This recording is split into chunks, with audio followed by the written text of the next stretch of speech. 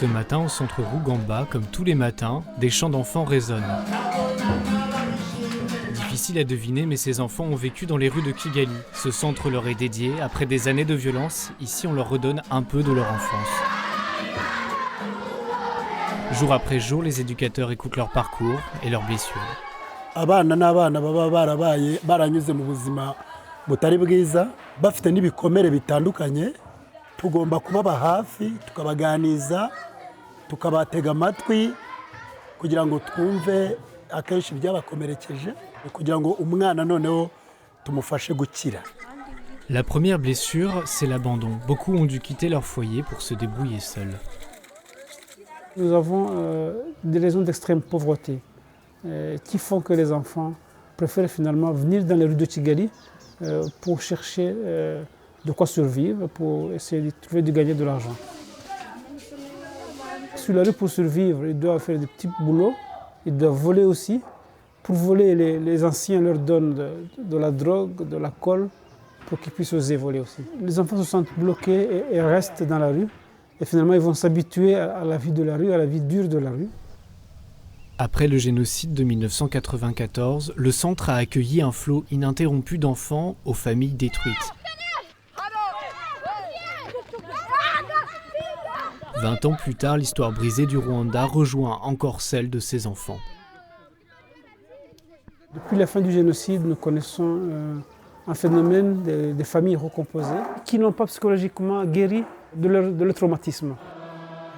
Ces traumatismes qui reviennent, qui ne sont pas bien soignés, se répercutent sur leurs enfants.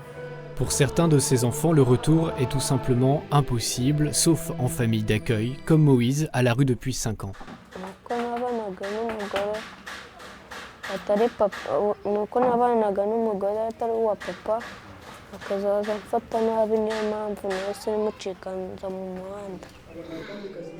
Théophile travaille au centre, mais en 1995, il fait partie de ces enfants qui ont tout perdu. Quand le centre le recueille, il n'a plus que son père. J'ai resté avec mon père seulement, mais aussi traumatisé, ni de maison, ni des membres de la famille, ni de mère, ni de frère. Et puis je me retrouve dans la vie. Le centre m'a beaucoup aidé. Il m'a donné la capacité d'être autonome, oui, de survivre, de vivre. Oui. Survivre pour ces enfants, c'est d'abord manger à leur faim tous les soirs.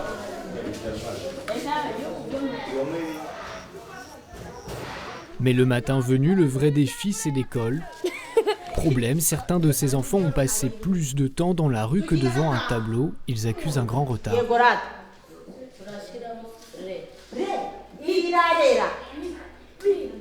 Alors, pendant que sa collègue fait de la remise à niveau, Diane s'occupe de ceux qui ont vraiment décroché. Avec des jeux logiques, elle tente de leur réapprendre à se concentrer. Ça les aide d'avoir la concentration, de faire quelque chose. Tu vois que ces enfants n'ont pas de concentration, n'ont pas l'attention de faire quelque chose. C'est pourquoi nous leur donnons beaucoup d'exercices à propos de cela.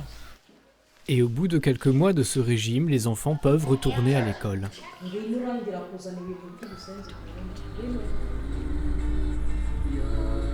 Aujourd'hui, grand événement, Gato part retrouver sa famille, accompagné de 2 éducateurs et d'un volontaire. Il n'a pas vu son père depuis plusieurs mois. Les choses se font en douceur. C'est un bon enfant, vraiment. Il est réfléchi. C'est à la suite de conflits familiaux que l'enfant a fugué. La visite permet au père d'exprimer ses craintes et son envie de réparer la relation avec son fils. C'est un premier pas. Gato repartira au centre dans quelques jours. On reprend la route, cette fois pour visiter une famille réunifiée. Après plusieurs mois dans la rue, puis au centre, Viateur a retrouvé sa mère et l'école de son village. C'était l'occasion de voir l'enfant, voir son état, comment il s'est porté à la maison. Et je trouve qu'il s'est porté bien. Et il termine le premier trimestre à l'école. Le suivi ne concerne pas que l'enfant, on s'assure que la maman est en mesure de s'occuper de lui. Grâce à un microcrédit soutenu par Fidesco, la mère de Viateur a pu monter un petit commerce et même offrir un chevreau à son fils.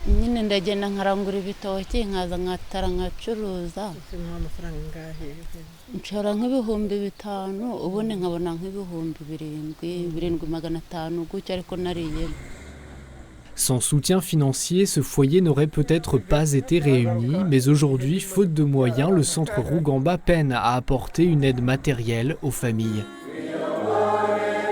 Ce suivi est pourtant un gage de réussite.